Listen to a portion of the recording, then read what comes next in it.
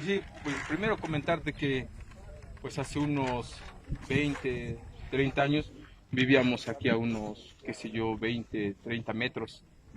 Y esa parte, digamos, en la parte de cuando hacíamos los pozos, se veía como ya había parte de la extracción de agua y ya nomás se ven los huecos.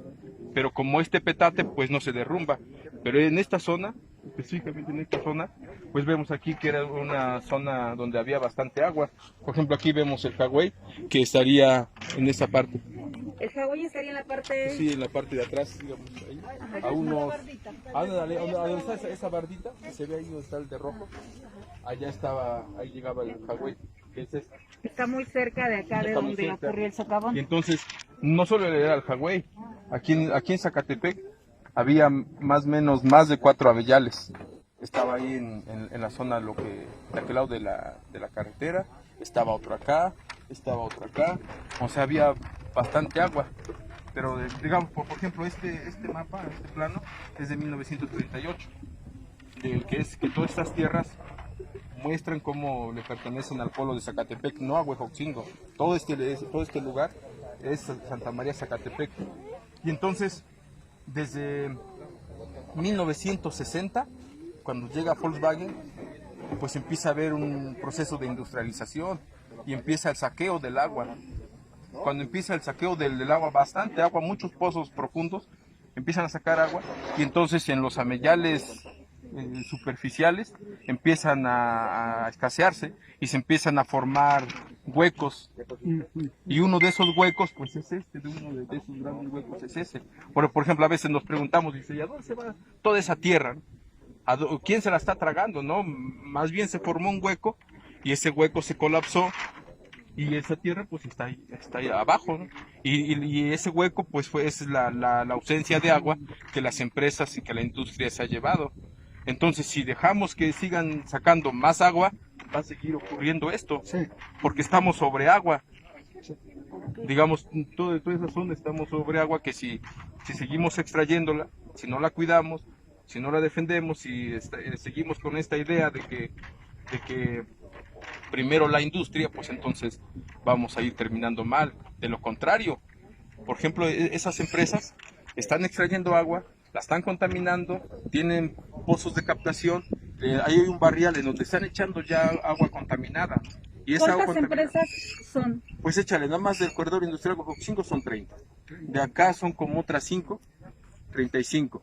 Con que cada empresa tenga su pozo. Estamos hablando de unos 30 pozos, digamos. De esta parte, lo que es Apixa tiene 4 pozos. Lo que es esta parte de Bonafont, pues ya lo comentamos, que se llevaba alrededor de 1.644.000 litros diarios. Si vemos lo de ILSA, también 8 pozos. Si vemos la cuestión de Volkswagen, más de 20 pozos. Toda esa sobreexplotación pues va dejando esos huecos, y esos huecos se van colapsando, se van hundiendo, pasan estos socavones, principalmente a donde estaban los amellales, y dicen, oye, ¿y por qué ahí no pasa? Pues porque este petate, porque ahí abajo están los huecos, pero como este petate pues no se hunde. Entonces pues eso es lo que podemos comentar. Ok, y de acuerdo a ese estudio que hacen de estos amellales que existen y de toda esta sobreexplotación, ¿cuántas hectáreas serían las que están en riesgo? Pues mira, aquí, por lo que comentamos de la zona fangosa, de la zona arenosa, incluyendo el gasoducto, pues son más o menos unas 50 hectáreas que están en riesgo. De que ocurran ese tipo de hundimientos. ¿Cuál sería el llamado entonces, y como activistas, cuál sería, pues sí, ese llamado y las medidas a tomar para evitar que ocurra otra situación Pues, de este tipo? La primera que notamos que Protección Civil pues está haciendo su trabajo en esta cuestión de no permitir que la gente se acerque y pueda sufrir un accidente, digamos, es como lo inmediato. Pero lo que sí deberían de hacer en el caso de Protección Civil del Estado con respecto al riesgo que tenemos con el gasoducto. Ese gasoducto desde el inicio les dijimos que no está en zona para que sea industrial. Toda esta zona es zona de cultivo. Entonces, pues el llamado a Protección Civil, al gobierno del estado, al gobierno federal, que revisen y vuelvan a revisar y ándale, que no estamos de acuerdo a seguir con ese riesgo. Imagínense eso que está ocurriendo en el gasoducto. Imaginemos que ya está en función, porque hasta ahora esa termoeléctrica es una chatarra, nada más no les funciona, no le funcionó ni a Felipe Calderón, ni a Peña Nieto, lo está intentando otra vez lo que es Andrés Manuel López Obrador, no le está funcionando la termoeléctrica porque está en zona de riesgo volcánico, porque el agua que pretende utilizar tampoco le está funcionando. Entonces lo que pedimos, primero, es que los tubos del gasoducto sean retirados de nuestro territorio, que es Juan Cebonilla, y que no queremos estar en riesgo, no queremos aumentar el riesgo. Y pedimos también, en este caso a Conagua, a Semarnat, al gobierno actual del municipio, que ponga más atención a la cuestión del agua, que no se lleven el agua, que no se saque el agua, que no se contamine el agua, que no nos roben el agua y que nos lo regresen contaminada para que esté pasando este tipo de cosas. Que se retiren pues las eso industrias. Es lo que pedimos como activistas, como guardianas y guardianes, igual como Frente de Pueblos, como Pueblos Unidos contra Bonafón, pues es lo que pedí. Esa es una razón más para exigir que Bonafón se vaya definitivamente. Bonafón ya, los pueblos decidieron que Bonafón está fuera. Nosotros ya como pueblos lo comentamos, Bonafón aquí no regresa. Igual las personas, las empresas, las industrias que están sobreexplotando los mantos acuíferos, pues esa es una razón de que la madre naturaleza, la madre tierra les está diciendo que ya le paren. O sea que ya no se lleven el agua.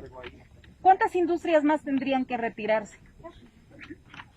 Pues está el corredor industrial Huejotzingo, está esta empresa que apenas está llegando, se llama Mercatus, de aquel lado está Thyssen. Digamos, no estamos de acuerdo en esta cuestión de que se vayan y de que haya personas desempleadas, más bien que vayan a lugares en donde no estén afectando tanto como afectan acá. Por ejemplo, no sé, que ahora si llegan a otros lugares, pues que cumplan las medidas. O sea, por ejemplo, ¿por qué no van a Europa? ¿Por qué no van a las mismas empresas alemanas? Aquí están. Porque aquí se llevan el agua y está pasando este tipo de situaciones como es el socavón. Entonces, pues, así está la situación en este territorio de Juan Cebonilla. De estas 50 hectáreas que me comenta don Miguel, que podrían estar en riesgo de ese tipo de hundimientos, ¿es zona poblada o son terrenos de cultivo? No, ya lo que pasa es que es ejido, pero ya empieza a haber población.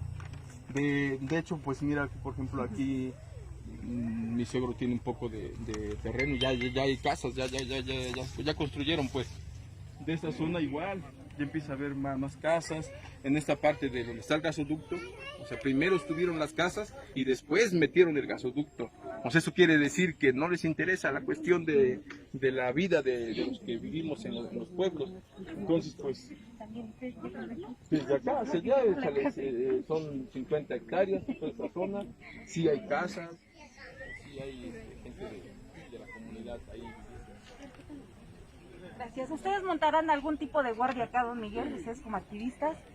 Pues solo estamos observando y nosotros con el poco conocimiento empírico que tenemos, ya hicimos las mediciones. Digamos, el sábado a las 6 de la tarde inició con un perímetro de 5 metros. A la actualidad tiene ya, digamos, ahora ya tiene de diámetro, de un lado son 53 y de otro 59. Con lo que acaba de ocurrir, pues suponemos que ya en los 60 metros de diámetro. Empezó con 5. Empezó con 5 ya. Esto sigue. En solo 2 días, ¿no? 48 horas ya está en 60 metros de diámetro. Igual también íbamos a meter una botellita, íbamos a meter algo para que se pudiera llenar, extraerlo y hacer las pruebas, ¿no? Para ver qué tipo de agua tenemos, la calidad del agua que está ahí. Porque si encontramos que esa agua tiene, por ejemplo, estiércol de marranos, pues ya sabemos que puede ser la topollanes. Si vemos que tiene residuos plomo, tóxicos o industriales, pues no cabe duda que sería las empresas, ¿no? Pero si vemos que es agua que tiene cenizas, que tiene azufre, pues entonces es una corriente de agua que viene desde el Popocatépetl.